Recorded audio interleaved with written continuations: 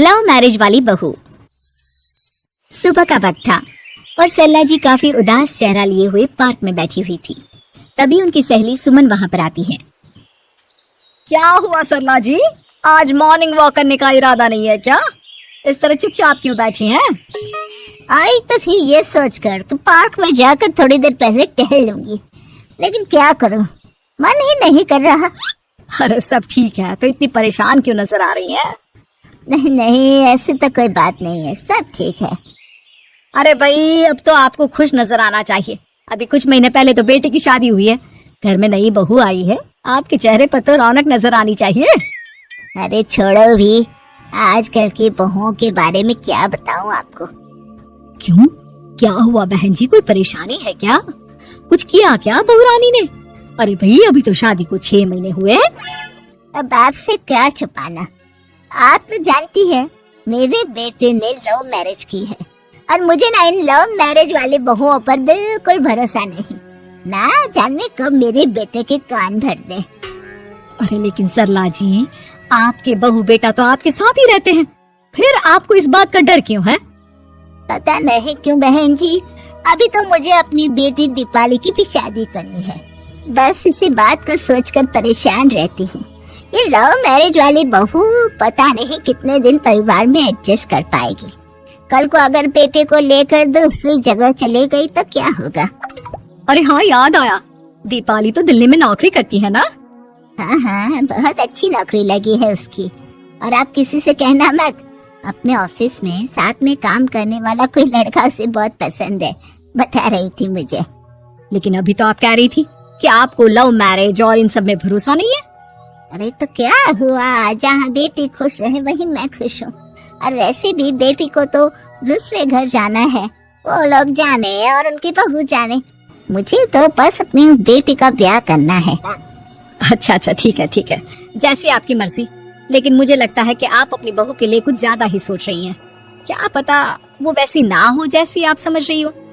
सरला जी अपनी जगह से उठते हुए कहती है, अब ये तो भगवान जाने, बस मेरी बेटी दीपाली की शादी उसकी पसंद से हो जाए तो मैं गंगा नहा लूं। चलिए बहुत देर हो गई है, मैं भी अब घर जाती हूँ। अच्छा, ठीक है, मैं भी चलती हूँ। अगले दिन जब सरला जी अपने घर पर बैठकर चाय की चुस्कियां ले रही थी, तभी उनकी बहू वहाँ पर आती है।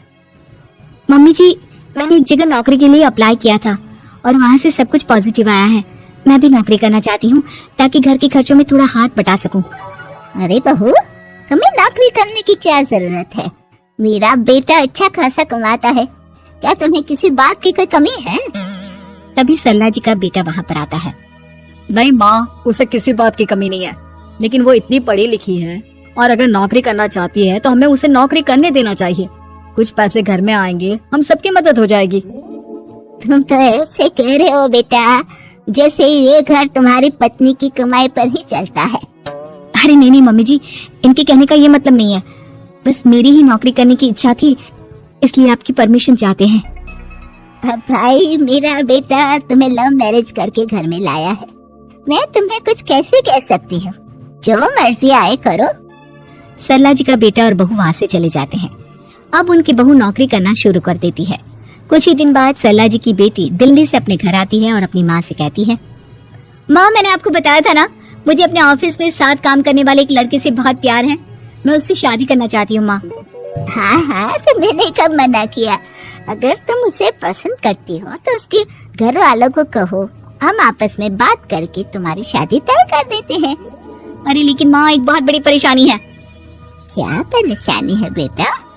माँ, वो लड़का बहुत अच्छा है, लेकिन कुछ ज्यादा ही पैसे वाले घर से उसके माँ बाप। उन्हें मेरे और उसके रिश्ते से वैसे तो कोई परेशानी नहीं है, लेकिन वे चाहते हैं कि शादी 5 स्टार होटल में हो।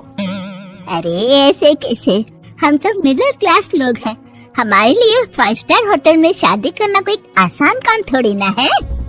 लेकिन माँ, मैं क्या करूँ? मैंने उनसे बात करने की बहुत कोशिश की, बस एक इसी जगह बात अटक गई है। साफ साफ कह दो बेटा, शादी करनी है तो ठीक है, लेकिन ये 5 स्टार में शादी करने वाली शर्त मैं नहीं मान सकती। अरे कैसी बात कर रही हैं आप मम्मी जी? अगर दीपाली को कोई लड़का पसंद है तो हम उनकी शादी के लिए पूरी कोशिश करेंगे, और अगर बात पैसों की है तो कोई परेशानी नहीं है। हाँ, तुम्हें तो बस बहुत आसान लगता है सब। जिस तरह तुमने मेरे बेटे से इतनी आसानी से शादी कर ली, सारे काम उतने आसानी से नहीं होते। समझ में आया? हर काम करने में पैसे लगते हैं। लेकिन माँ, मैं उस लड़की को बहुत पसंद करती हूँ।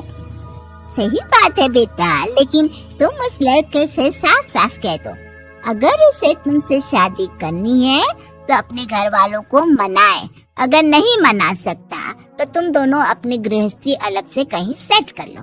कोई जरूरत नहीं है अपने माँ बाप के साथ रहने की। मम्मी जी, ये आप क्या कह रही हैं? मैं भी तो आपके बेटे के साथ लव मैरिज करके आई हूँ। अगर मैंने भी ऐसा ही किया होता तो? अब तो मुझे उल्टा जवाब देने लगी। देखो बहू, मैं तुम्हारी सास हूँ, मुझसे ठीक से बात करो। लेकिन माँ, भाभी ठीक तो कह रही हैं। हाँ, अगर बात शादी के खर्च की है तो मैं उस लड़के से कुछ कह सकती हूँ, लेकिन उसे अपने घर वालों से अलग होने के लिए कहना, ये सही होगा क्या? आप तो समझिए माँ। और वैसे भी मम्मी जी, मैंने कुछ महीने पहले जॉब करना शुरू कर दिया था और अपनी पूरी सैलरी बचा कर रखी है।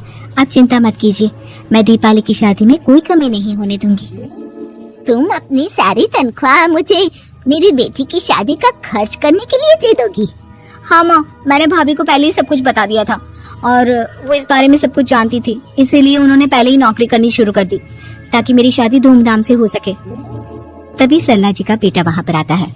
देखा माँ, जैसा हम हर समय समझते हैं वैसा होता नहीं है। आपको लव मैरिज करने वाली बहू से नफरत थी ना, लेकिन अपनी ही बेटी की लव मैरिज पर आपको कोई एतराज नहीं था। ये तो गलत बात है ना। हाँ बेटा, सही कह रहे हो तुम। बहू, मुझे माफ कर दो, मैंने तुम्हारे बारे में गलत सोचा। आज से मैं बहू और बेटी में कोई फर्क नहीं करूंगी और अपनी लव मैरिज वाली बहू से तो बिल्कुल नफरत नहीं करूंगी।